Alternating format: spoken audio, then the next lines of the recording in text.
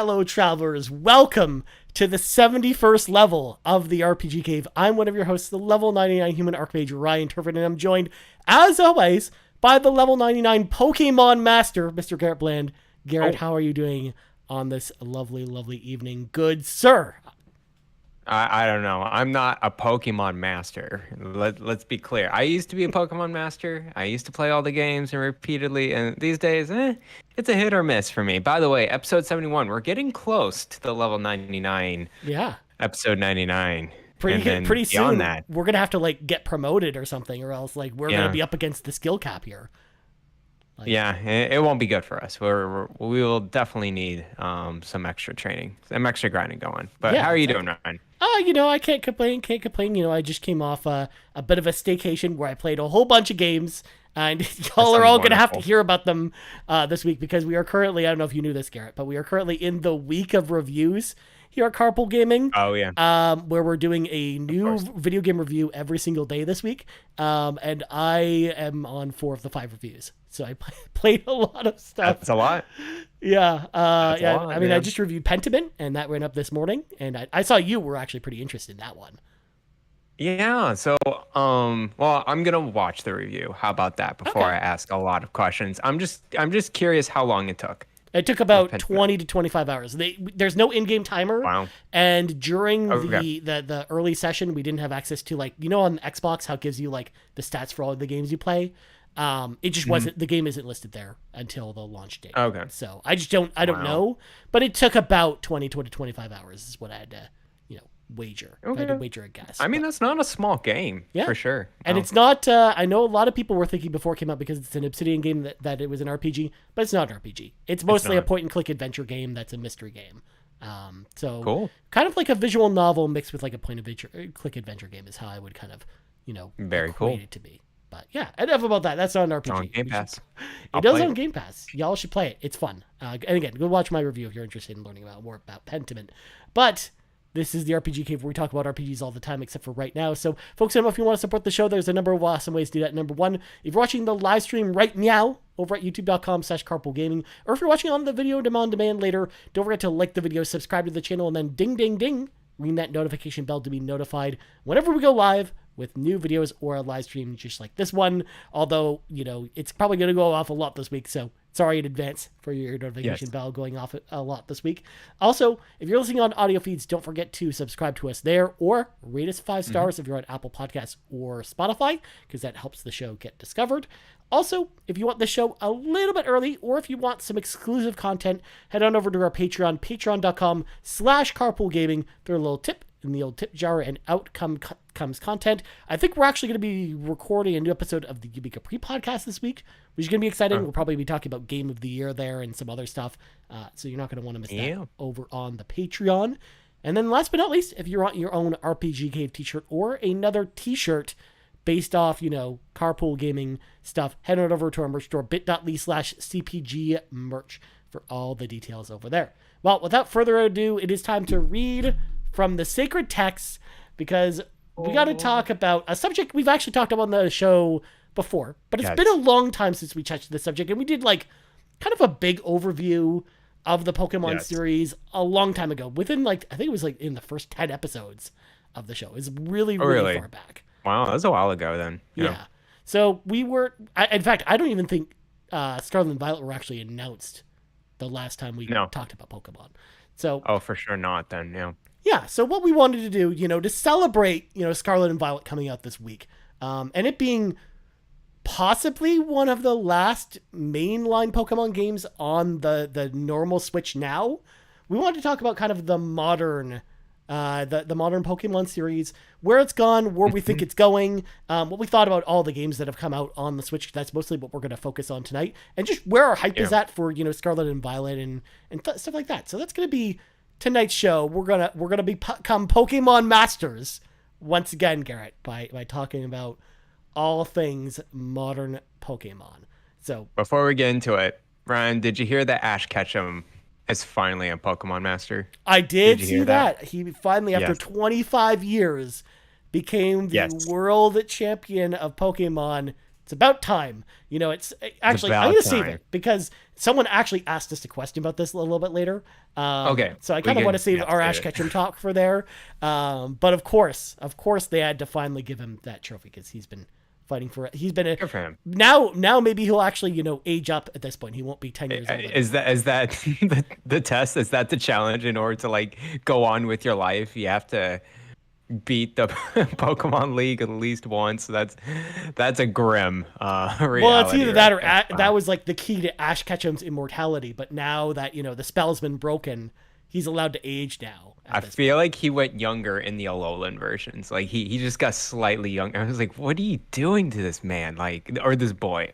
Like, but anyways, he beat the league, so maybe he ages normally like the rest of them. So we'll God, I see. hope so. God, I hope so. But yeah. Anyways, let's start talking about some of these games. So we're going to kind of go through each game, just talk a little bit about each one because I kind of want to focus this more on the future of Pokemon and Scarlet and Of course. Violet mostly. But I want to talk about some of these other games because I don't think, for example, you and I have ever talked about Pokemon Let's Go Pikachu and Eevee before No, on the no, on we the show. didn't. Of course, this was the very first Pokemon game to come to Switch, and it was basically a remake of Pokemon, Red and Blue, but on Switch, kind of, sort of, but more Kind of. simplified. It was trying to mix be like the in between Pokemon Go and then a mainline Pokemon game. Like that's kind of what they were going for Let's Go Eevee Yeah. and Pikachu. But Garrett, I don't know if you knew this. Yes. I actually have a soft spot for Let's Go Pikachu and Eevee. I actually like this Oh, game a really?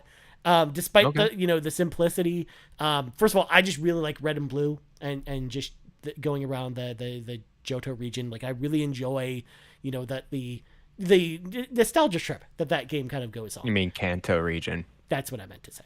Thank you, Garrett. Yes.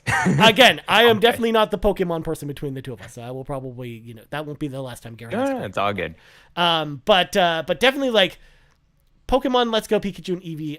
I actually like that game a lot. Like it first of all, it was prettier than any of the Pokemon games we got on 3DS for the most part. Like it actually looked pretty good. Yeah. And I don't know. There was something about like the pick up and play aspect of it. I don't know. It just got its hooked into me. But what did you think about Pokemon Let's Go Pikachu and Eevee? Because like I said, I don't remember us ever talking about this game before. So I want to know what you think. Right. I think I agree with you. It's a very user friendly Pokemon game. Baby, it could be a baby's first Pokemon game for sure. And Yes. I think it was smart to have this type of games right at that timeline because Pokemon Go was kind of big. It's still big, but Yeah. like it was like really popping during the time. And it's like, oh, we got all these new folks getting the Switch. They have their phone. They're playing Pokemon Go. Why not have this blend of a Pokemon game that has some of this Pokemon Go mechanics? And let's just make it as simple as we can. And that's what they made. As a jaded old Pokemon fan with his rusty beard, Ash Ketchum beard going on, I don't particularly care for these games too much, and it's really just because of the catching mechanic. Right. If it was just a simple flip of the switch of like just a classic mode, I would be 100% on board with this game. It was just the fact that the catching mechanic was kind of mandatory for the wild areas. It kind of turned me off, and I actually didn't beat this game because I played Red and Blue. I played Fire Red and Leaf Green multiple times. I know how this ends. I know how better it can get with Fire Red and Leaf Green. Yeah. Let's Go Pikachu and Eevee was just not one of those games that really got their hooks into me. So Okay. I just decided to just call it quits early. So hold the phone. I still have it though. Garrett, you were talking about the Yeah. catching mechanic. You weren't the person that went out and got the Pokeball accessory for the Switch that you used to then throw or pretend to throw in the air to then catch the Pokemon. Because I actually had one of those, and that's how I played it in Yeah. the game. 'Cause of course Yeah, I did. yeah. I mean, I thought that was a cool gimmick, for sure. I like how Pokemon tries to do these different gimmicks. I remember Soul Silver and Heart Gold had the little like Tamagotchi Pokeball thing. So yeah, I like the catching mechanic Pokeball. I didn't really want to get that. I feel like if I was gonna be into this game, I would get it. But Yeah. yeah, man, no, the catching, I did not. I didn't care. I just like, oh no, we're doing this. Yep. We're gonna do this all the time. And I got like 3 or 4 badges, and I just couldn't handle it anymore. So Well, that's just me, though. also one of the things that I like too about this game in particular is the fact that they didn't go back to the well with this. Like a lot of us were worried with either Sword and Shield or whatever the next thing after Sword and Shield, like or like for example when they did Brilliant Diamond and Shining Pearl. I remember a lot of people were really worried that they were going to do Let's Go Brilliant Diamond Shining Pearl instead of what we actually got for that, and maybe that actually might have turned out better. We looked at that when we talked about Brilliant Diamond and Shining Pearl, but I'm glad that they kind of made this kind of like a one and done thing, and it really, again, to your point, Garrett, it really fit well in the time span it came out. But it's not something they need to do all the time. Like that's the type of game where I think it makes like a good spin-off idea for Pokemon, for them to do like once a console generation to bring in new players. Like I think that's probably where this idea kind of fits in the future at this point. Oh, for sure. I, long time prediction thought it was gonna be Let's Go series, then the mainline series. And then I think I knew a remake would happen, so I would think they would just trade off those 3 different versions over and over again. So I think it's only a matter of time until we get the Let's Go Johto versions. I would be actually more interested in that one, more than the first one. Seriously, it's just an option. Just put an option of putting in a classic mode. I think that would just be brilliant. I think. Because then you could satisfy both audiences rather than the new people or even just kids that like to throw their Nintendo Switch remote in public. Yeah. Oh, it was actually kind of fun with the joystick for a little bit, but then like I kind of got done with it. I played Pokemon Go actually quite a bit. Okay. Actually for like maybe 3 years or something, and jumped off of it. So definitely love the Pokemon catching stuff and mechanics. I thought it was cool.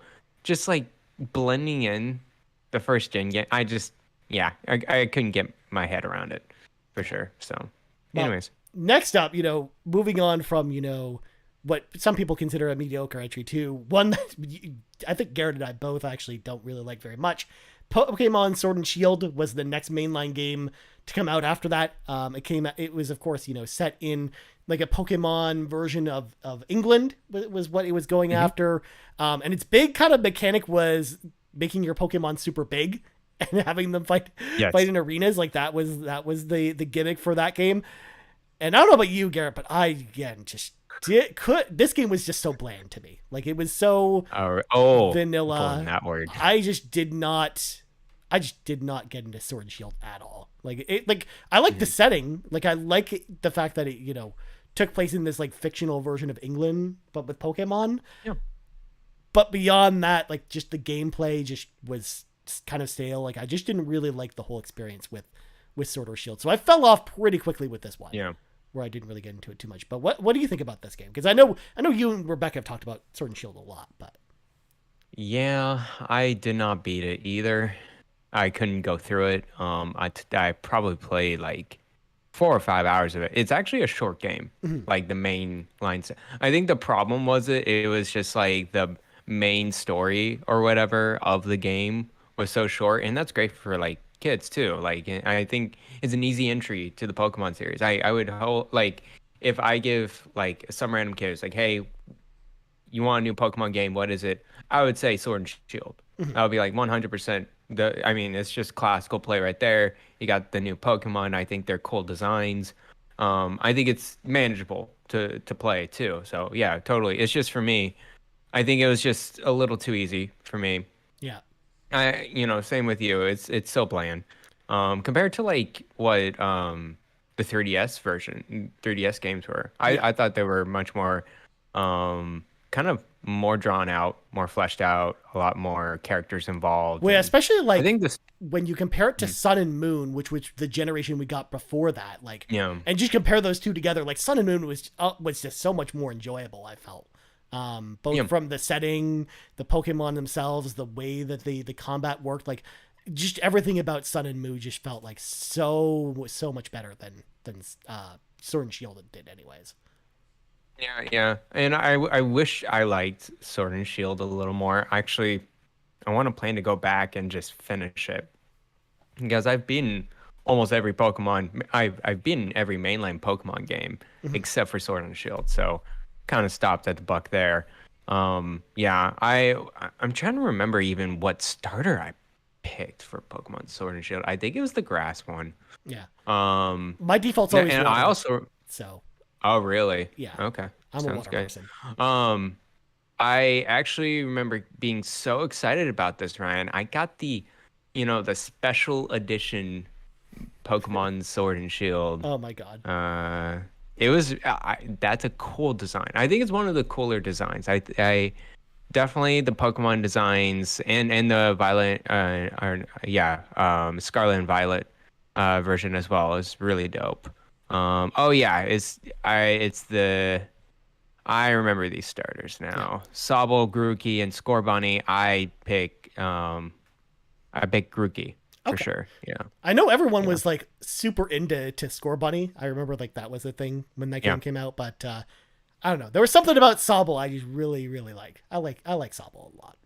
So hmm Now, I want to give Sword and Shield the credit because they did have prolonged content afterwards. yeah. They had DLC, they had an expansion pass to it, added a lot more to it. And they also had the Dynamax raids, Mhm. which I know you don't care for the big giant Pokemon or whatever, but I think it was the first time with Pokemon at least, it was more of a online together battle ish Mhm. against one special Pokemon that you can catch. And that Pokemon can have special stats, it can have a special ability, it can have what a shiny, it could be like whatever. And I think that was kind of cool from just like a community sense because you don't like there was online connectivity, there was Wonder Trade beforehand, but this was kind of the first time where it's like, let's do a PvE situation with your friends Yeah. online. I hope they continue more of that into the later Pokemon games Yeah, for I sure. mean, you have to give it also credit too because it really that game in particular really set up a lot of the ideas we're starting to see and take hold in much more expanded Yep. ways in Scarlet and Violet. Stuff like the open world itself, because even though I wouldn't really classify, Sword and Shield as a traditional open world game. It was definitely much closer to an open world game than a lot of the other previous Pokemon games were. And then hmm we're just seeing that much more expanded in the way that Scarlet and Violet is designed. Same with the multiplayer stuff, where I think that influenced the ideas of what they're going to do with multiplayer in Scarlet and Violet as well. Where even though like it's hmm not going to be the same type of experience where you're not going on these like 4-person raids together. hmm It still, I think, motivated them to maybe try out more with the online stuff with Pokemon. So For sure. I think it, Yeah. it laid the It was groundwork first for time. It was see. open hub too. It was an open world area, Yeah, and they try to advertise that as much as they can, yeah. which was great. It was open zone, just Um, like Sonic Frontiers. open zone. Oh gosh, no, I You can't should have even known hear. that was coming up at least once, Garrett. Please. The best 7 game ever apparently this year. It, I it really can't is. hear So enough of it. so many people were actually upset that it didn't make the Game Awards this year, Garrett. In some way. I also want to give credit. I think this was the first version. I mean, correct me if I'm wrong, Ryan or the chat. This was the first time they got rid of HM moves, right? Like, or Yes. no, did they get rid of it last time too in Sun and Moon? One. Let's No. see, HM moves. I'm trying to remember because I I thought they were in Sun and yeah. Moon, but again, it's been a long time since I played Sun and Moon, so I could be mistaken. I think Sun and Moon also had the Pokemon that. Hold on. I'm Antics looking in the this up chat now says because Sun and Moon. Sun and Moon was it? Okay. Now I remember. Okay. Sounds good. Yeah. Yeah, that was the one that had it had Pokemon you can surf around and then you have Pokemon you can go over Rocky Road. Okay, cool. Right. So it wasn't this one. Anyways. Anyways, Cool. so moving on. That's what we found about Sword and Shield. It's a game that exists, and you can play it on Sorry, Nintendo man. Switch right It now. was just it's rough. Yeah, I like. And I'm glad that they did not make a third version or like Sword 2 and Shield 2. I think Yeah, they knew what to do with this version, test out the waters, yeah. add some online play, add some DLC to it, and then just Well, again, jump we're going to off talk about that and go with to the another next game one. in a little bit as well before we get to Yeah, Scarlet and Violet, because I think like this whole Switch journey is really them trying a whole bunch of different stuff out, which is good. for sure. I'm glad that they're trying a lot of stuff out. But one game where they weren't trying stuff out with was Brilliant Diamond and Shining Pearl. Our next Yeah. release, which was the remake of Diamond and Pearl, and this was very much your very traditional Pokemon remake, just kind of as is, with an art style that really divided people. I personally didn't mind the art style for Brilliant Diamond and Shining Pearl. I thought it was fine. Like I didn't mind Mm-hmm. the chibi-ish kind of design to it, but I know it rubbed a lot of people the wrong way.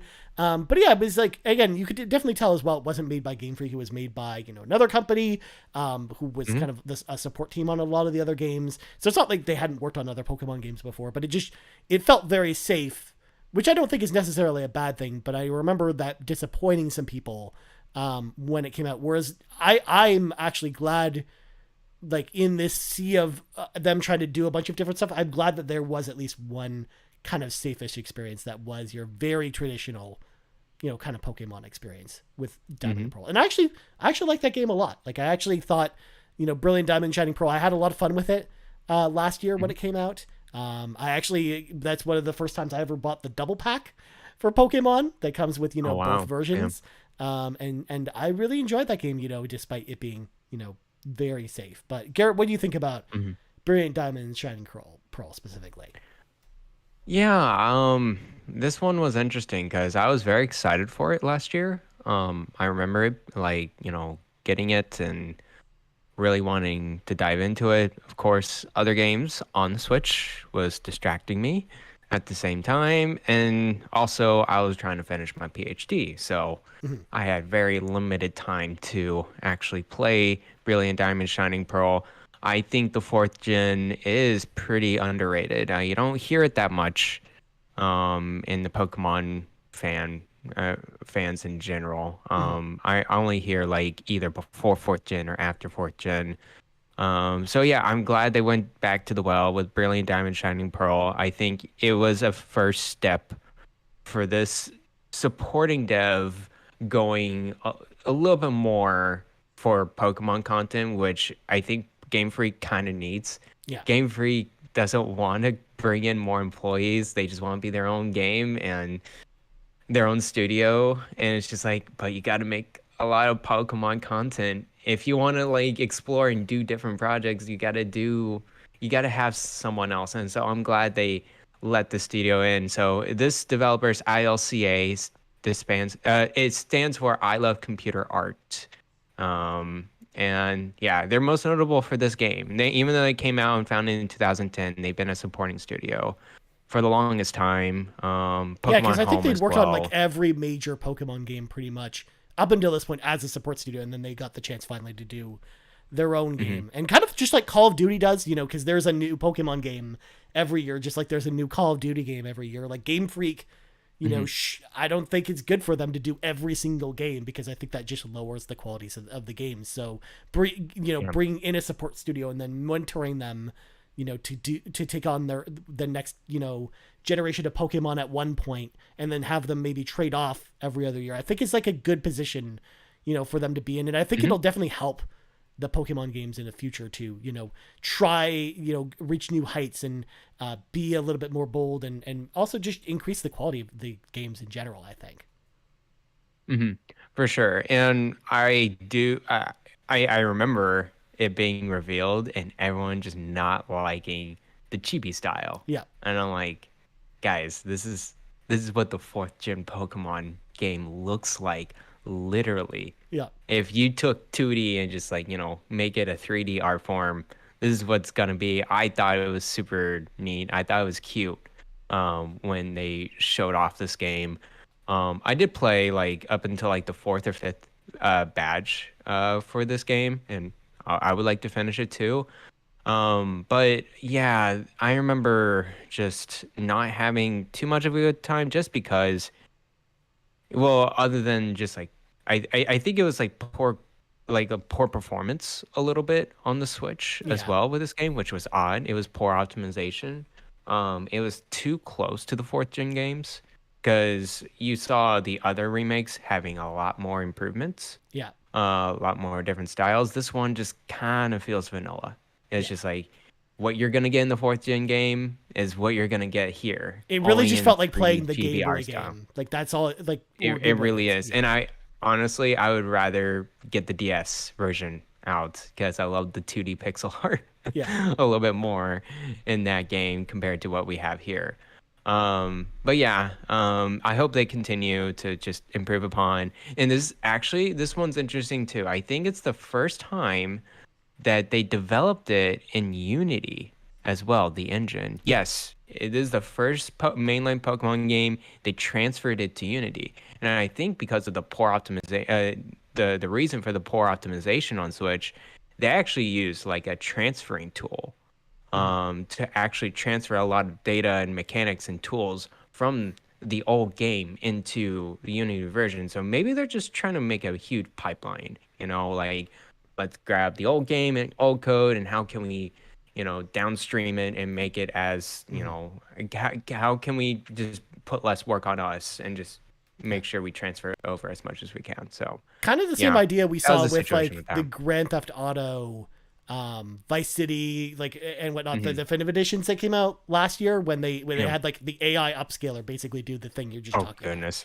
where they basically fed it the old game and it's like, here, make this again, and then it made all kinds of signs that didn't make any sense, and oh, it was Yeah. super wonky. But yeah, same kind Have of you idea. seen the weird glitches in this game too? Like there was some odd. I think one was like it couldn't tell depth too much, and like there was one character on like platforms or whatever trying to jump platform to platform, Mhm. and they just went straight through the Yeah. wall and just went straight down to the ground. Like it's just weird stuff like that. So Yeah. yeah, Well, if I hopefully they remember continue correctly, this and too, improve like on Brilliant it. Diamond and Shining Pearl is like a big like speed running game because of how broken some of the stuff is in it, where you It can is. Yeah. break some of the like go through walls and all kinds of crazy stuff in this game. You can go through walls. I remember you can skip parts of the game if you know what you're doing. Mhm. Yeah. So, anyways, Anyways, well, last one up before we get into, of course, Scarlet and Violet. We got to talk about the Pokemon game that came out earlier this year, in Pokemon hmm Legends Arceus. Now, I know that we talked about this one, I think, on the yes. episode we did before, but we'll still talk about it here anyways, at least a little bit. Also, obviously, today, the day we're recording this, the Game Awards nominees came out, and of course, Pokemon Legends Arceus is actually nominated for Best RPG in 2022. So we'll see if it actually Nice. wins, even though it's up against Elden Ring. We'll see if it actually wins Best RPG of 2022. But Garrett, I remember you liking this one a lot. This is the only game, Yeah. though, it's in this entire list that I've never played. Like I did not pick Oh, this okay. game up earlier this year, mainly because of I learned about when I learned about how you play this game. It just seemed like a big turnoff from me because it really Hmm. seemed like it was like trying to mix the Monster Hunter story like formula with Pokemon, and the way that you have to go catch like multiple versions of the same Pokemon together at once in order to help grow your Pokemon. Just that just didn't really appeal to me. Like I was like, I don't need to go catch out go Hmm. catch like 20 Pidgeys to then go do something else. Like that just seemed like a big turnoff for me. But Garrett, again, I remember you Mhm. liking this game, so tell me about why I'm maybe wrong about this. It's a cool one, man. This is a definitely a special one because it took me by surprise. I remember this game slowly getting revealed throughout the year last year, and me and Rebecca were so hesitant. It's just like, what are we seeing? We don't know what it is. It looks kind of bad, choppy, whatever. And then the game came out, and reviews were pretty good. And I went for it day one buy this year, and I beat it. I beat the main line, and there's a lot of post content stuff, so I can just speak about the mainline things. It's definitely a different grind, a different gameplay loop than a typical mainline game, and it's just you got to know that going forward. It's like as you said, it's more of a Monster Hunter deal where you're going off on these open area expeditions. They'll have different quests all around. They'll have different things to do. What I like about it is that everything you do in that game, you get rewarded. And it's actually like, and then I feel like the Pokemon battles are there. It's Mhm. just that, I mean, yeah, it's kind of the main thing, but at the same time, a lot of your time will be spent just exploring the area, just going through and finding out different things. It's its own sandbox, really, and that's what I like about it. And it's actually quite challenging. It's a challenging game compared to the typical mainline Pokemon games. I'm glad it was challenging. I actually died a couple times while I was playing it. And then yeah, that's why I really I did enjoy the story. I think it was more Monster Hunter story-esque though, where you just go character to character and you just kind of figure out what to do. Mm-hmm. I think that was kind of cool. I like the boss battles too. I think each of them were pretty unique in the way to defeat the Pokemon in there. I like trying to figure out what's happening to them as well. The characters were endearing. All around, man, I was just so surprised about this game, and I'm glad I went through it and beat it. Probably won't go back for the post content stuff, but I hear it's really good as well. So, yeah, I if you guys haven't tried out Legends Arceus, if you're a big Pokemon fan, I definitely would suggest it because it even though it's really different from the mainline games, there's a lot of great stuff in there. Yeah.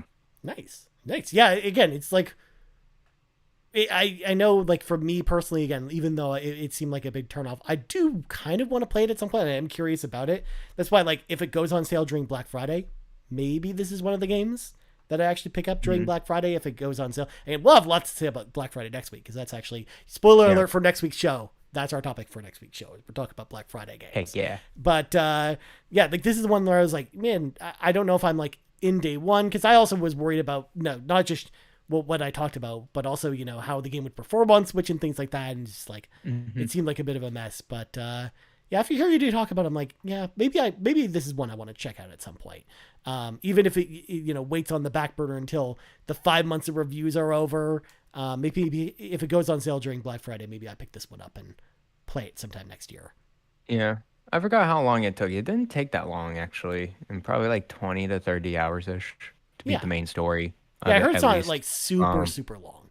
But yeah. There's a lot of side questing going involved too. I didn't particularly care for those. A lot of fetch quests in there. But yeah, no, that game pushes you to do different things, explore different areas. Yeah, I don't think you'll get bored with that game. So okay. Nice. It's pretty awesome. Nice. Yeah. Well, now with all that out of the way, Garrett, we've talked about the past of Pokemon. Now let's talk about the present. So on the 18th, so Friday, Pokemon Scarlet and Violet are coming out. So I have to ask you first question on the docket that I have on here on the document. Where's your hype level for Scarlet and Violet, Garrett? How excited are you for Scarlet and Violet coming out? Because believe it or not, I think this is, for me personally, this is probably the most I've excited I've been for a Pokemon game release on the in the Switch era. Like I'm actually really, really excited for this game. Do you feel the same way? Yes, me too. I'm very high level excited. I'm probably out of a 10 scale, I'm an 8. Okay. For this one, I'm very excited what they have in store. I really liked what they've shown off in the trailers. A blend of a lot of good things coming from Legends Arceus into a mainline Pokemon game.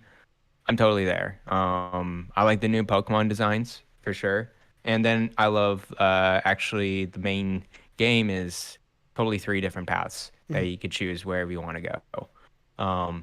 So I'm just very interested to get into this world. Yeah, no, I'm very excited for this game. Yeah. Same. And actually, again, like, this feels like the culmination of all their ideas from all the different games and releases that they've had on Switch going forward, which is one of the reasons I also wanted to do this exercise. Because again, it kind of each of the things that made, you know, some of the games unique that we just talked about just seem like they're all kind of coming together in Scarlet and Violet in like a really awesome way. And again, it just almost feels like, in a lot of ways, this will be like Pokemon's swan song for Switch. Because I imagine, you know, the next Pokemon game we get, now that, you know, Game Freak's done 2 Pokemon games in the same year, you know, we either get, you know, a spin-off game of Pokemon next year or another remake maybe from the support studio next year. And then beyond that, you know, Switch Pro or Switch 2 is around the corner from there. And then at that point, you know, it might just be either, you know, ultimate Scarlet and Violet, let's say, or them, you know, giving us the next generation on, you know, next gen hardware at that point, or even another Let's Go game at that point.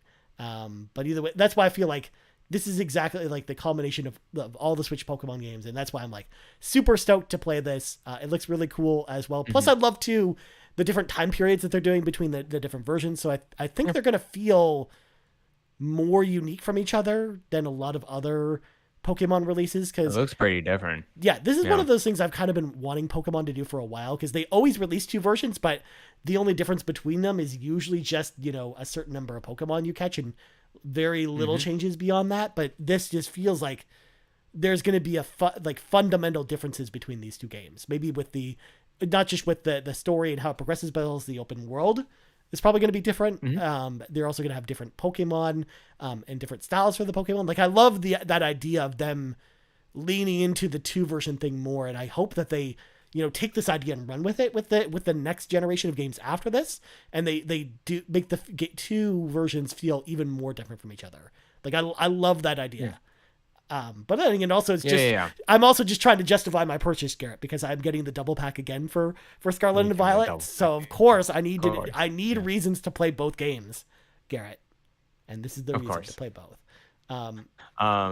Yeah, I'm wondering what are the exact differences between these games, other than being an old-timey dinosaur era and futuristic era.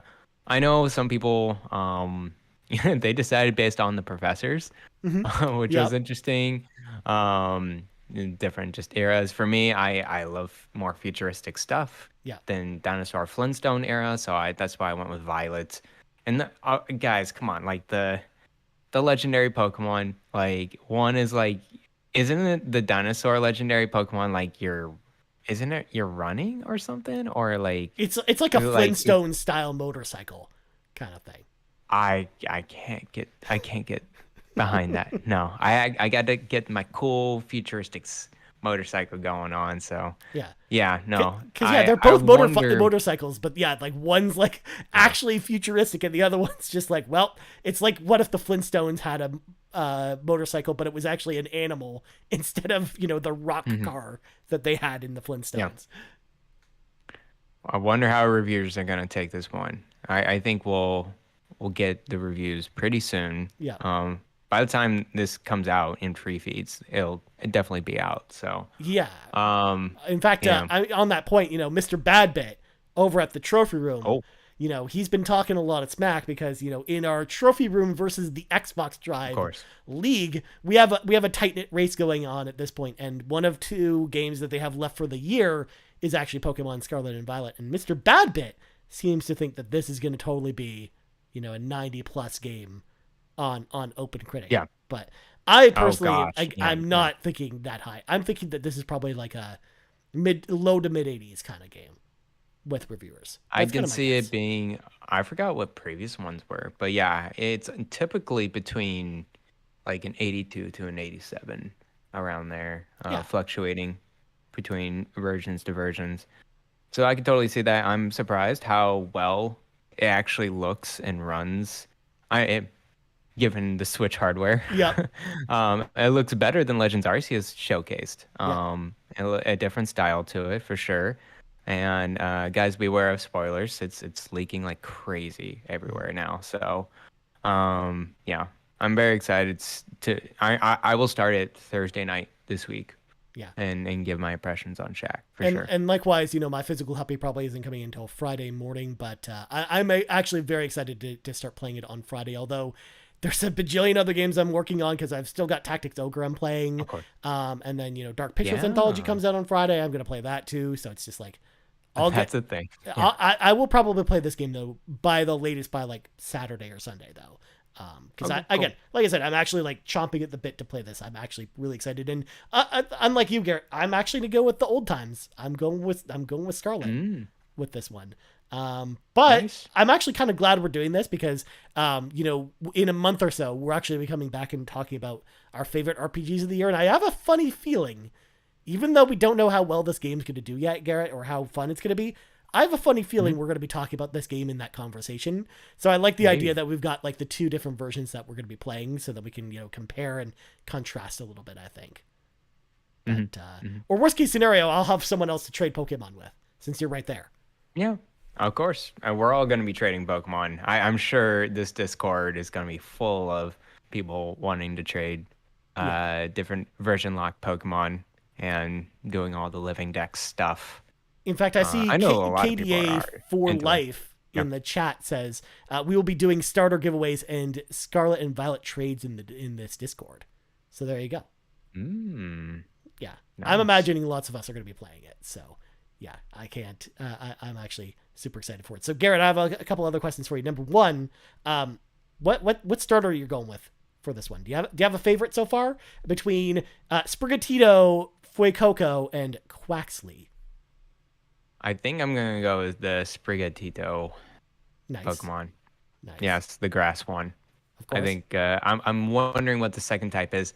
Don't spoil it for me out there, guys. But I'm curious what the second types are for the starters for Yeah, sure. same. What I about mean, you? I'm a little wary because I'm gonna go with Quaxley, because I mentioned before Okay. I'm a water type person. I'm just all about those water type Pokemon. So of course I'm gonna go with Quaxley, but I'm a little bit worried about what his second or third form is gonna look like and what kind of grotesque monster Mm. he's gonna turn into. But I'll Oh, still really? I'll still love Quaxley anyways, probably regardless. Seriously, he's gonna be ugly. He's I got don't. the hair flip I, going on. I mean, you never know. You never know. Yeah, Yeah. I mean, have it's you seen dirty, the? I can't remember the. trashy pelican. Yeah. I mean, I Listen, can't. Exactly. Not only that too, they'll probably again since I'll play Scarlet, it'll be like he'll turn into like the pelican from the Flintstones or something that they like throw yeah, like no, that works definitely. at the construction site or something like that. Like, it'll be something stupid like that. Of But course. I'm excited to play Quaxley because first of all, ducks are cool, and second of all, I like water types. So not. It's even though it's a bird, starter, Mhm. it's definitely they always do it. It's not gonna be flying type. It's Of gonna be course. something else. Yeah. It's gonna be. It's gonna be like I want a psychic or water ghost or fighting. something like that. It'll be something weird. Yeah. Oh man, you remember oh gosh, the Sun and Moon grass starter. He was cool. The owl, the grass Yeah. owl one. Rowlet. Yeah. That was actually the only time I ever picked a grass starter instead of a water starter was for that game. Decidueye, he was dope. I like Was he I Grass like Ghost? that one. I think he was Grass I, Ghost. I Or like Grass owls. Dark. But Yeah. there you go. Anyways. So yeah. Number two, are we gonna get to play some multiplayer together, Garrett? Because I mean, the multiplayer for this game sounds pretty cool. Where it sounds like we're gonna just jump into each other's open worlds and just kind of do our own thing, but we can come together and do stuff. Like, I'm actually pretty excited Yeah. for this. And also, do we think the multiplayer is going to work? Do you think the multiplayer will actually work for this game, and not just break instantly on launch? What do you think? I don't know what to make of this, to be honest with you. Yeah, I'm curious what the limitations are with here. I don't expect the best things coming from this multiplayer, especially, it being it's not open world. I think it's open zone, Yeah, open area, whatever you want to call it. like it's more open And world than Sword and Shield, but it's not like a true open world kind of game. Like it's like I think it yeah, reminds me of something like Rise of the Tomb Raider or something like that, where it's like yeah, connected zones kind of thing. yeah. So I mean, I can imagine that and having a second person online. I think did they showcase more than two people together? Yeah, I they think set they up to had like 4. three or four. Four. All Yeah, right, cool. I'm curious how that's gonna be when you go into a battle, yeah, like a wild battle. Like, what's the deal? It's like one of the person encounters the battle, then you have a 4v4, just like right there. That would be kind of crazy. yeah, Um, I wonder. Yeah, I'm just curious what the limitations are with that. I would assume it would be like one person's the lobby in the main game, and yeah. you're just gonna progress that one, and it would be just a separate thing Well, also for too, the I wonder visitors there. like, and again, I haven't seen this convert, but I also like, I'm kind of like you, where I'm very much on media blackout for this game, where I just don't want to know any information about this game beyond like Yeah. the couple trailers that I saw early for it. But Mhm. like I wonder like if I'm the host and you join my game and I'm in Scarlet and you're from Violet, I wonder if you can catch Scarlet Pokemon in multiplayer in my Oh, game that if would be we're in the cool. right area. Because I'm curious Yeah. because that way we wouldn't have to trade. You would just join my game and we would go catch Pokemon together, and then like the next day I would go to your game in Violet and then collect the Violet Pokemon. That would be really cool, actually. I would be down with that. Yeah. They haven't done this before, really. So I wonder. I'm hesitant to figure out like how much you could do with multiplayer because they've been really showcasing it. Mhm. It seems doable, and I'm just like, well, no one. I mean, like, I'm just thinking of just Western RPGs. It's like you don't see that being multiplayer too much. JRPGs, you don't see it being multiplayer too much. Yeah. So yeah, I'm curious how well this is gonna work. Well, this is why, Um, like, yeah. going back to my other question, I'm expecting this to totally be broken day one, and like nothing Yes, works, it'll and be it's just broken gonna day be a one. total like garbage truck on fire. But eventually, a couple weeks in, I think it'll actually be working, and Yeah. we'll be able to actually play this. But I think this game, like that's one of the things I'm actually most excited about because I know a lot of us in the community are going to be getting this game, and maybe that's what Mhm. we do on like a Thursday night stream or something like that is play like Pokemon multiplayer. Like I think that would be really, really, Mhm. really cool. And again, it's just not like an experience, we've really had outside of the battles that you talked about from, Sword and Mhm. Shield. So it's just cool to like have like a multiplayer Pokemon game that we can kind of play together. And I'm just really Yeah, excited to for see the how first time. all that's going to work. Really. Yeah. What do you think about the new special gimmick here in the battles? The shimmering whatever. What are they even called again? It's the gosh, it's gonna be Pokemon Scarlet, Violet, Ultimate Move or whatever. What's it called again? I'm also looking this up as well. But to your point, I don't I'll think it'll get to be it. too Yeah. much different than like ultimate evolutions or anything like that. Like, I don't think it's gonna be like broken or anything like that. Sh- what is it? Oh my gosh. It's Terra so hard. Stellaze? Luckless says in chat. Right, Yeah. right. It's the Terra. Oh my As you gosh, can tell, I can't Garrett and I even. are like kind of again like kind of on media blackout for this, so it's been a while since I've looked up any information about this game. Yeah, the terrestrialized thing. Whatever that is, and you make it crystal, and then I think it's a different type, or the moves are a different type Yeah, once you you match add the that. Terra type, and you receive Oh, an additional oh boost my, in Terra type skills and whatnot. It's interesting. oh my goodness. Yeah. I I got a massive headache when I saw them turning into crystals, shining gleam, and then it gets all laggy with the Switch too. It gets so choppy when they It's transform fine. into that. So, It's fine. I'm oh my sure after goodness. the game's polished, it'll run at 5 or 10 frames a second on the Switch, Garrett, when the transformation happens. Yeah, It'll be great. I haven't been a huge fan of all these different gimmicks. I wish they would just, do a little bit more with the mega evolutions, maybe some mega moves that happen. But other than that, man, Yeah. that was my extent. When they got into this giant Pokemon, now this terrorist crystallizing whatever. No, I'm good. Yeah. Like, I not mean, it's interested at fine. all. I'm sure it'll be a totally a broken mechanic in the game, and you're just gonna be able to abuse it like crazy. But yeah, I don't think it's again like we knew that they were gonna do something like this in this game, so Hmm.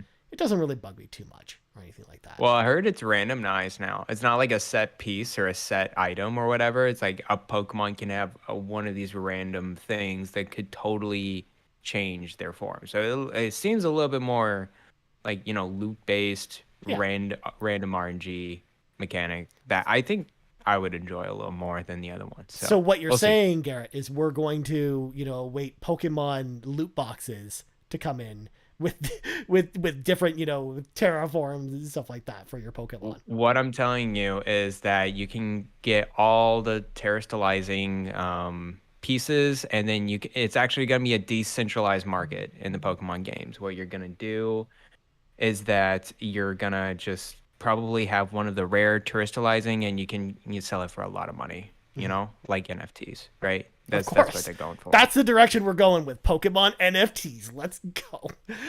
Hmm. God. Wait, you brought Yeah. up the NFTs, Garrett, not me. You can't blame me for this one. I But can see it though.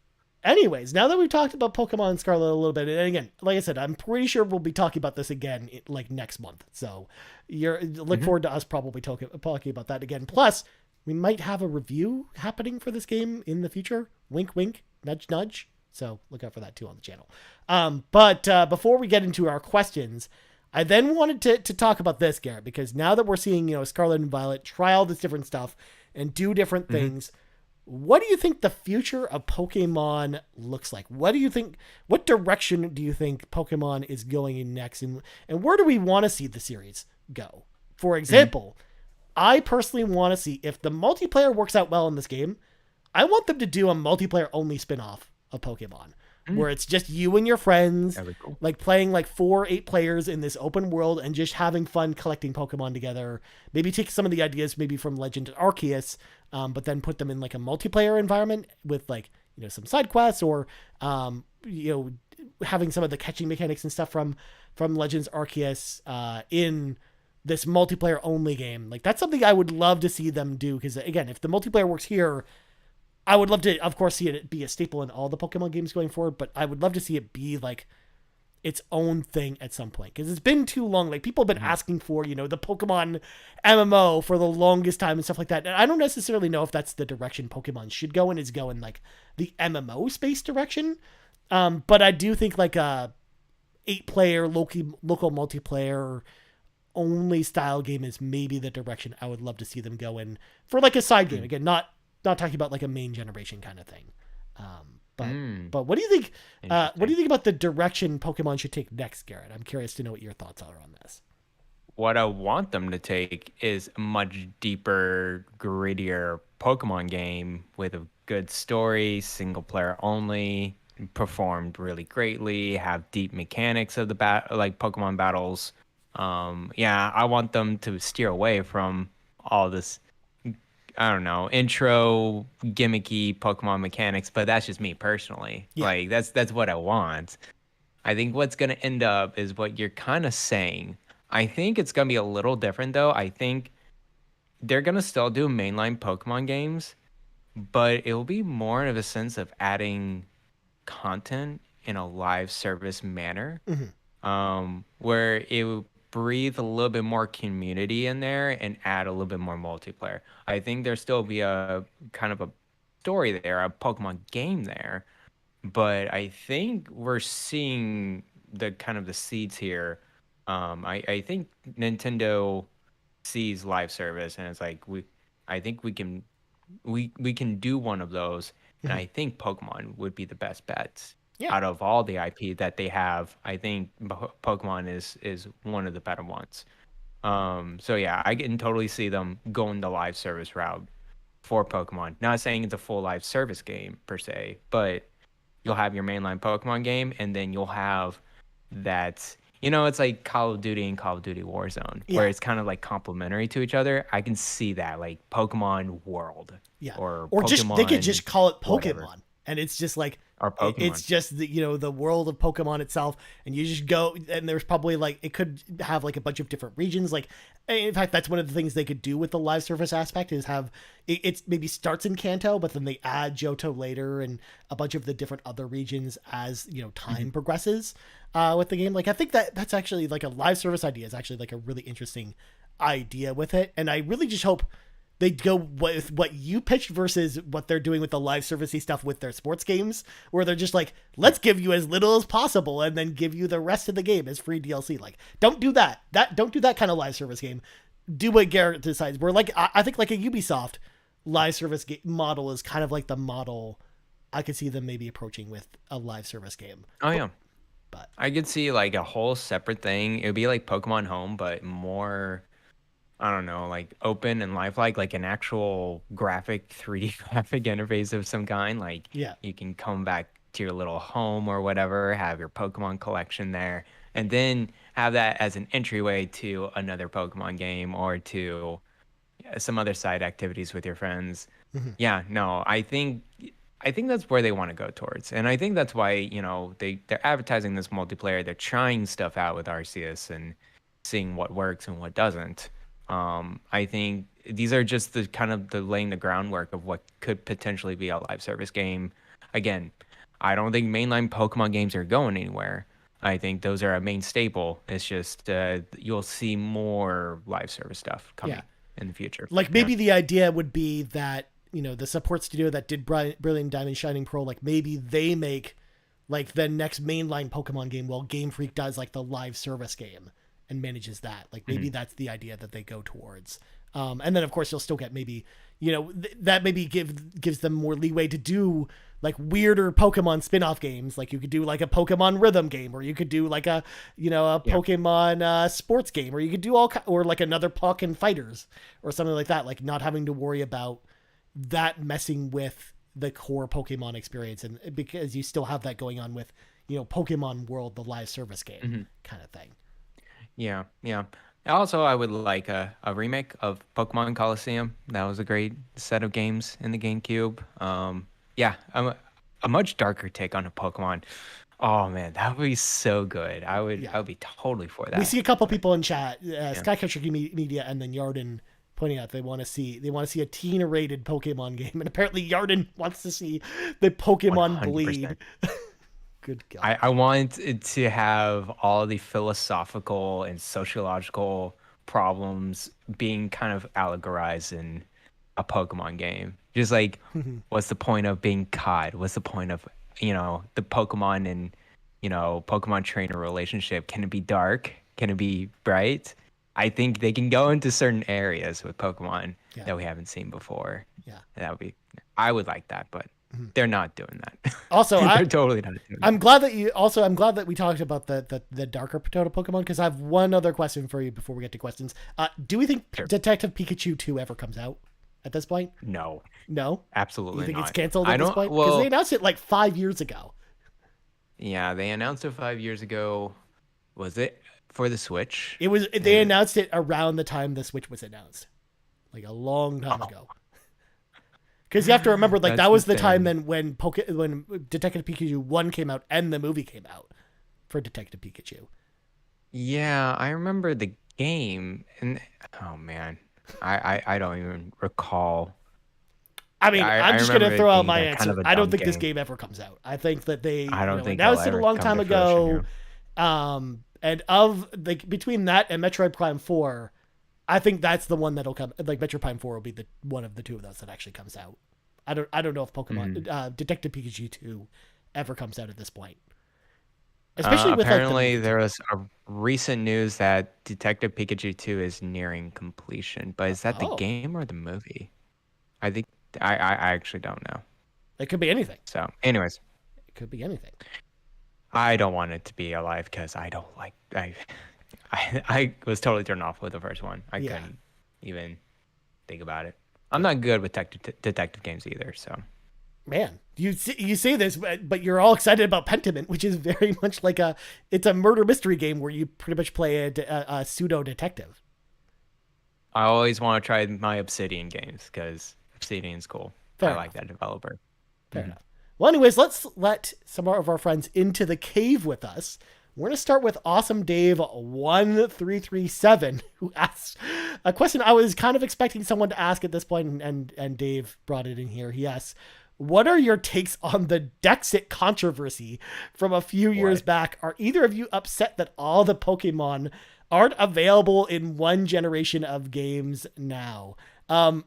No, Dave. I honestly never cared about Dexit. I don't care. I don't need all the Pokemon in a Pokemon game. In fact, I'm actually kind of glad they're not putting every single, Pokemon that ever existed in the same game, because then that's just so much more testing that the developers have to do behind the scenes, which then it'll break the game if they have to put it in, let's say, Ditto, and they're forced to put in Ditto even though they don't want to, and they test with Ditto and he somehow breaks the game. And then it, makes development take so much longer, or causes some other bugs when they do an update later. Like, I think we all knew one day if the Pokemon series went on long enough, they would have to do this eventually. And I'm glad that they eventually just drew a line in the sand. I personally don't mind this, but what do you think, Garret? There's too many Pokemon. Yeah. There really is. People out there, you don't want all the Pokemon in one version. It's just insanity. It's too much. And you're right. It's too much for the developers, because it's just, man, we're like coming up on, it's definitely over 1,000. I think it's like 13 or 1,400 now of Pokemon, different Pokemon. It's just, too much. to even bake into a game. I would rather have them make a cohesive mainline Pokemon game, sprinkle in some new Pokemon, sprinkle in some old Pokemon and some different variations, and call it a day. Make it, you know, working, and like the mechanics working too. Have a good balance of Pokemon in there, and you're good to go. You don't need more Pokemon than what they already give you. You don't need the trash can Pokemon in every single Pokemon game. You just don't. You just don't. Goodness. I don't think so. Like, he only needs to exist in 1 or 2 games, and then maybe bring him back every once in a while for nostalgia purposes, or the ice. And only for a small amount of money per year, you're gonna put all that Pokemon into a virtual box on the Switch, and you're gonna just smile and just see as you slowly give money to Game Freak as you keep your Pokemon. Oh, you should wait till they do that in the live service Pokemon game, Garrett. Wait. Oh my gosh! Like, you'll have access to 100 Pokemon to start, but then you gotta pay into it to get the rest. But I like Sean Capri's idea in the chat. Sean says, "Time for an RPG game cross Nintendo Drive crossover event. Let's kill off 500 Pokemon." Oh, let's beat Thanos. Pokemon. I would be so down if we just agreed to half the Pokemon, just remove them. Yeah. The and Pokemon just like Snap. Which ones would we call for? That's a tough challenge. That's true. Yeah. Well, I'm going to tell you right now that Scyther is not getting the Snap, Garrett. Scyther is going to stay around forever. We love Scyther a lot. Scyther and Scizor is cool. We can keep well, you can keep one or the other. Yeah. Scyther or Scizor, which one would you take? I'm going to just say Scyther is who we keep. You would really like Legends Arceus then. See? Because of the Scyther boss. Good God. That actually sounds really cool, actually. I kind of want to play that. It's really cool. Yeah. Well, next up, we got Blaze Knight. Now, I know we've actually answered this question on the show before, because I think Blaze Knight actually asked us this question the last time we talked about Pokemon. Oh, okay. But we're still going to answer it anyways, Great. of course, as we do. Because Blaze Knight, of course, super awesome fan of the show. He writes in a question almost every single week. He's great. Huge props to Blaze Knight. Shout out to him. He says, have you guys ever done a Nuzlocke or similar self-imposed challenge in RPG? Would you try it or do it again? I fairly recently played through Omega Ruby full-on Nuzlocke style and had a blast. So for folks that don't know what Nuzlocke is, because I actually had to look this up, the last time that we did this, because I didn't actually know what a Nuzlocke run was. Essentially what you need to do is, in a Pokemon game, for example, you can only catch the very first Pokemon you encounter in a specific area. And if you encounter any other Pokemon in that area, you can't catch them. You can't catch a Pokemon until you get to your next area, and so on and so forth. And then when you have like an encounter where you run into multiple Pokemon, you can only catch one of the 2 of them at that point. Not that too, but it goes with permadeath as well. So if you lose a Pokemon, you are no longer able to use that Pokemon. You're not able to revive them or anything like that. So it just makes the game more difficult. But I've just never really tried this myself. I'm, again, very casual Pokemon player, where I'm not super into Pokemon. I do like the games, but I don't like them enough to go to this kind of level to do a Nuzlocke run, because I know how difficult that this would probably be, especially with the permadeath for the Pokemon themselves. But what about you, Garrett? Yeah. What do you think? Games are hard enough. Why try to put a user imposed challenge? I kind of get the Nuzlocke though, because Pokemon games can be easy. You want to put a little bit more challenge. I've always advocate that Pokemon should have a slider of some kind of difficulty. I personally have never done a Nuzlocke challenge. I don't really want to. I've experienced Pokemon in my own way, and I don't want to add just so much stress in my life with a Nuzlocke challenge. But what I have done is, I don't know what Nuzlocke the specific rules are for experience share. I doubt you can use experience share for certain versions, but I did not use. So in Sun and Moon, there's an experience share, of course, and people who don't know, experience share is actually baked into the new Pokemon games now. But experience share is an item that you flip on in Sun and Moon, and basically all your Pokemon kind of gets shared experience as they compete in battles. So it's kind of a shared party experience. I decided to turn that off because I've always been a classic Pokemon fan. Don't need the XP share. So I went away with it, and the pacing of the game was so difficult in Yeah. that game. I had to grind so much. I'm like, this is not possible without the XP share. Now I wish that wasn't the case, but that is the case now. So yeah, that was the only user imposed challenge I did, just because I was so jaded and wanted I didn't want to use the experience share, but Yeah. I'm glad that they baked it in there now because it just goes along with the pasting. But yeah, Nuzlocke, I don't think I'll ever do. Yeah. But So good two for things others before we move on. trying it Number out. one, I'm glad that you brought up experience share because I actually meant to ask you about that earlier because I don't think we've ever talked about experience share on the show before. Like, because I know like a lot of people, a lot of Pokemon purists out there don't like the idea that it's mandatory to do experience share. Like, especially with the new version, Mm, I'm also in the camp where I kind of wish it was, a toggle you could turn off in theory if you want to play yeah, that way. But to your point, Garrett, like I find the games are too grindy, just like RPGs where your other characters in your party don't level with you. Like yeah, I like the idea of all your characters getting all of your experience at once. So then that way, I'm more inclined to try different Pokemon at that point because otherwise, if I don't have experience share on, I'm just basically sticking with one or two Pokemon the entire game and just powering through it instead, rather than switching it up all the time.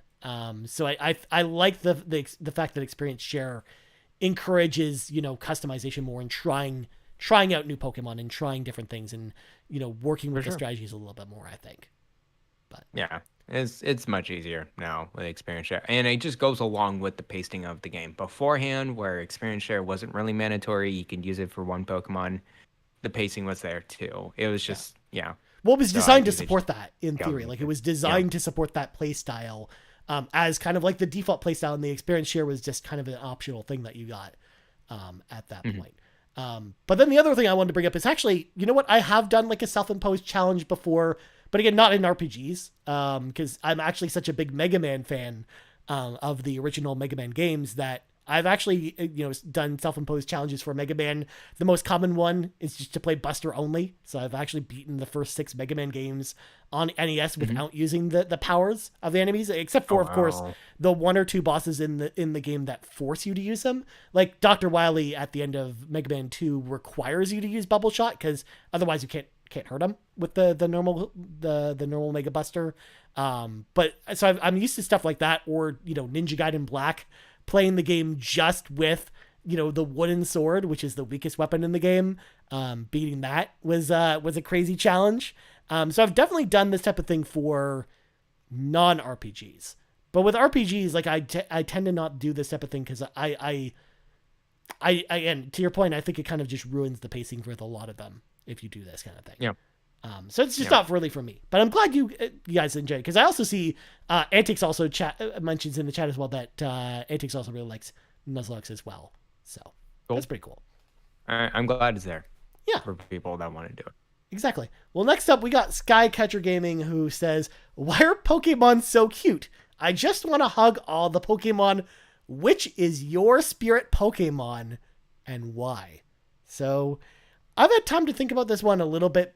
I don't know if I have like a specific spirit Pokemon. I guess like my spirit Pokemon, like the one that embodies Ryan Turford the most.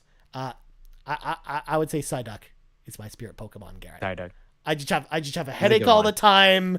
I might be Spacious. bordering on having psychic powers, and I just quack a lot because like to You talk. quack A a lot. lot. All right. Yeah, yeah. That sounds good. That's a It's- good one. Um, What's mine's gonna be Delibird. oh, I why? like Delibird a lot because just has a big sack of stuff. You don't know what's in it. He's a little selfish. Oh, He throws presents at you as a physical attack. So I guess I like to give things away. I guess, but I just like to be very materialized. Intricate. I a lot of gamers out there. Very materialized, likes a lot of stuff. So yeah, I'm down with the Delibird. Just has a sack of stuff. You just don't know what's in there. it could It's be like full anything. of surprises. It could be a bomb. It could be. No, I'm. It could No, be a no. leak. There's For all no we know. bomb here. It could be a leak. Yes. Yeah. So yeah, no, Delibird's my thing for sure. That or Nice. Snorlax. Snorlax is definitely another one. Because you like to Pretty good. sleep. Oh, I love to sleep. It's just I don't have. But I would rather play games more than sleep these days. So I don't know. I'm more lazy than sleeping. Good point. Good point. All right, and then last question before we go to our non-Pokemon question comes to us from Drelesh, who asks, "Does Ash Ketchum's story need a conclusion? Does the Pokemon canon need a retelling for a new generation to experience it, much like the Marvel and DC studios have done with their characters? Am I too old to remember the detail of the Pokemon origin story, but it might be worthwhile to focus on retelling it in the not-too-distant future?" Your thoughts? Drelish, I think now that Ash Ketchum is the Pokemon champion and he's been the Pokemon, main character for 25 years, it's time to retire Ash Ketchum. Like, I think you could, that's why, like, I think it's finally time.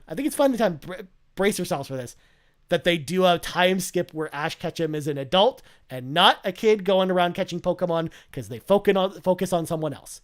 Like, that's, I don't think it's one of those things where, like, that's one of the reasons why I don't really watch the Pokemon animes anymore, because it is so focused around, Ash. Like, don't get me wrong, like, Ash has, new friends that he runs into along the way, but I'm not the type of person that likes watching long running anime as it is. Like, there are very few anime shows that I'll watch that are over 100 episodes, and Pokemon is just not one of them because I just don't care about Ash as a character, let alone having to deal with him for like 25 years worth of over like 1,000 episodes across multiple different Pokemon shows. Like, I feel like it's time to get a new Pokemon main character in there, or a main group of characters in there for the next generation. Because to Jarlish's point, it's like, how many people are really going back and watching the OG Pokemon show that didn't grow up with it to learn kind of the lore of Ash Ketchum that then, leads, because it all kind of filters into Ash's character now, in case you didn't know. So you kind of have to be caught up at least a little bit on some of that stuff. But what do you think about this, Garrett? It would be nice to kind of wrap up Ash's story. It's kind of crazy. He's just been around since the beginning. Yeah. And like, I remember the first episode. I remember I had the original, I think, like, first 2 or 3 episodes on VHS, on tape. And so I mean, this character's been around for a while. He has not aged, he's kind of younger now. It would be cool to like let him go and focus on another character. I think the reason why they're not going to do that is just they're just so familiar with Ash Ketchum now, and I think it gravitates I think it's just like a telling for the audience, like the next generation of kids, their siblings, like, oh, I remember this cartoon, I remember Ash Ketchum, here's the show again. And now it's like, my age, it's like, well, sheesh, I can have a child, like, in a couple or 2 or 3 years, like, hey, I remember, Pokemon, I remember Ash Ketchum. And it's like, I think it's just more of a communication thing with the character now, with siblings and other, and maybe children. And so that just gives more viewings and more sales for them with the Ash Ketchum character than just not. Yeah, I mean, it's the same line of thinking as to why, like, Goku has been the main character of Dragon Ball since the Dragon Ball franchise started in the 80s, and is still the main character of Dragon Ball even now with, the Dragon Ball Super movie. Although that's a bad example because the movie that just came out, Goku wasn't the main character. It was Gohan was the main character of that movie. But for the most part, almost everything Dragon Ball, Goku's kind of been the center for that reason, for the same reason you talked about with Ash. So I guess it is. Have you seen Pokemon Origins on YouTube? No. Or oh my goodness, they have it on the Pokemon channel, the official Pokemon channel. I think you can look it up. I think it's Pokemon Origins, something like that.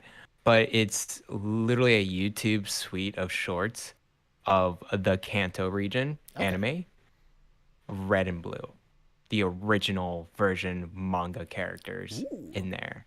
That sounds. It really is cool. Fantastic too. It is so good. Oh man, that's one of the best viewings and really great anime that I've seen in Pokemon. So nice. Check it out. It's free. It's on YouTube. Yeah, it's all there. I'll have to watch that at some point. That sounds really cool. Yeah. But then last question in the week, not Pokemon related at all, comes to us from Nagachaka, who says, full credits to Marcus O'Neill for the brilliant question that he came up with when we were chatting over the weekend about my video game adventures. Which RPG has the longest final boss battle, and why is it Xenoblade Chronicles 3? So, Garrett, I haven't finished Xenoblade Chronicles 3, so I need you to tell me, because you've actually finished it, how long is the final battle in Xenoblade Chronicles 3? How long did it take you to finish that? Oh, it might have been an hour and a half. Jesus or Christ. something like that. That's way too long. I know it was an hour for me to get through the boss battle. I think the problem is they have so many stages of the final boss. I'm like, okay, when is it gonna end? Yeah. Okay, here's another. You know how these final boss battles go. It's just another level and then another level of yeah. It's a little too long for Xenoblade. I agree. I think Persona 5 is a big one too. Yeah. Though. Do you remember? Yeah. It is like the big god that you fight at the end. Yes. The big god you fight at the end. Yeah, I can't find any other RPGs that were as long as Xenoblade Chronicles 3. That was I can give you two that Okay. I know you haven't played. So I'm glad that I'm at least here to, fill you in a little bit. One of them, classic PlayStation 1 RPG, The Legend of Dragoon. The boss in that final boss in that game almost takes an hour and a half to finish, and it's like he has got like 5 different forms. He's like the god of death, and it's like all kinds of ridiculousness. So like that boss in particular, I remember just it just taking forever to finish that boss. Like that was like a really really long boss fight. It wasn't difficult because like especially because like by that time every time I play that game, I'm always like very high level when I get to that boss. So it's one of those things where even though I'm super high level, that boss just takes forever because he's got, so many different forms to him. But that's just kind of his thing. Also, shout out to Final Fantasy 11. By the way, I'm not gonna go into too much detail with this boss, but there's actually a boss in that game that takes 24 hours to beat.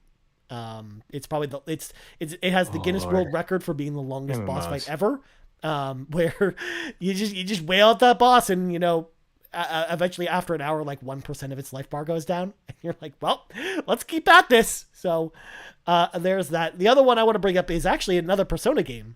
Persona 3 actually has the longest boss battle that out of the Persona games I've played. Okay. The final boss in Persona 3 takes forever as well. I think that one also takes about an hour to finish too, because again, multiple boss forms. It's definitely longer than Persona 5's final boss, for sure. Okay. It also has some really dope music for that boss fight. Oh my god, it's so good. I'm actually really excited for people to play that game next year, in January when it comes to other platforms, to see that boss fight, because it's gonna be awesome. Which one, Persona 3 or Persona 4? Persona 3. 3. Okay. Yeah. No, I'm down to check it out. Man, I would like to play Persona 5 Royal, but we'll see. We'll see when I get to it. One day. There's too many games. And by the way, there's a different final boss that you fight at the end of the Royal content as well, and it's also just as ridiculous as the Persona 5 final boss too. So, yeah, that game has 2 ridiculously long boss battles. Nice. Anyways, I think that's going to do it for this week's show. I think we've talked long enough. We've almost been going for an hour and a half now. So, Garrett, where can people find you on the internet? You can follow me on Twitter. It's still up. It's still online. It's still running. I'm scrolling through. We made it another week. Yeah, follow me at Bland Explosion, and you can also find me on the Nintendo Shack, part of the Play Some Video Games podcast network, where we're live each and every Friday evenings over at twitch.tv/PSVG, and release on, all the podcast services, Apple, Google, and all the rest. Spotify, that's a big one, for sure. So, and definitely make sure to go over there, show them some love, because Garrett's going to be talking about Pokemon this week. So make sure to go over there and watch Nintendo Shack this week. So I'll play quite a bit Thursday. Yeah. I can't wait. I mean, again, I'm imagining both you and Rebecca are going to get to play it a lot. So I'm excited to hear what you guys have to say about it. As for me, you can find me on Twitter at Ryan Turford. You also find us on Twitter at Carpool Gaming, on YouTube at youtube.com/Carpool Gaming, and on podcast services around the globe. So for Garrett Bland, I'm Ryan Turford. This has been the 71st level of the RPG Cave, and we're out. Bye.